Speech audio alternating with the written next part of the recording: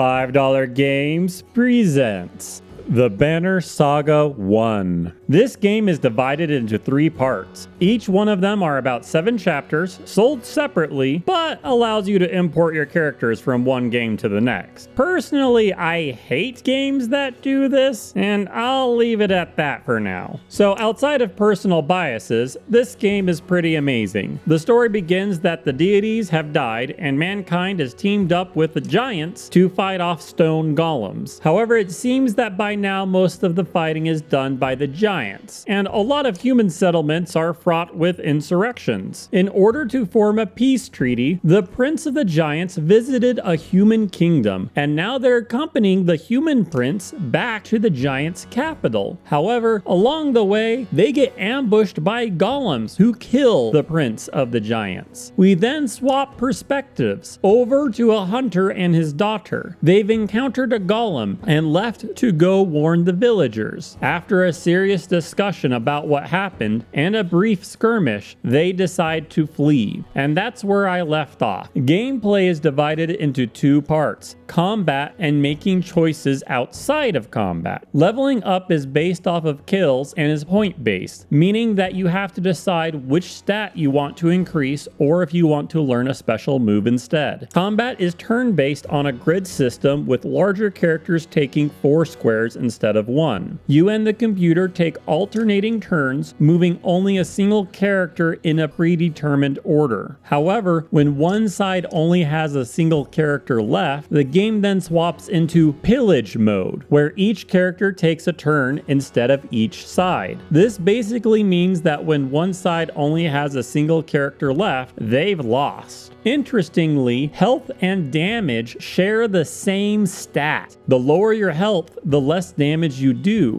So when you're attacking, you have to decide whether to hurt them so that they both deal less damage and are closer to dying, or to destroy their armor to make them take more damage. Each character also has willpower points, which allows them to do special attacks, move farther, or deal more damage. How many willpower points you can spend at once is governed by a different stat. You enter battle with bonus willpower points if your caravan has good morale. Characters don't die from combat. Instead, they obtain injuries, which can be healed by resting 1 day for every day they were injured. However, you consume supplies for every day that passes. When you run out of supplies, people in your caravan starve to death, which affects morale. Supplies can be obtained by certain decisions you make outside of combat. Also, although your character can't die from battle, they can die from what options you pick outside of combat, bringing a lot of weight to every decision you make. Saving is done automatically, and there are not multiple save slots. Every time you decide something or do something, you're stuck with it unless you want to start the whole game fresh, meaning that the developers want you to live with any loss or mistakes that are made. Unfortunately, this does cause them to force loss or mistakes on you when it's not your fault. It's great for storytelling and making your choices matter, but not great for players who want to avoid such feelings. There are key battles which will let you restart from a checkpoint if everyone dies, but from my understanding, that's not every battle. Overall, I think it's a really well-made game. At the start, they have an animated sequence, and there's a ton of lore in the map that they give you. You can definitely see the love and care that went into it. That's a wrap for this game. Consider picking it up instead of some horns.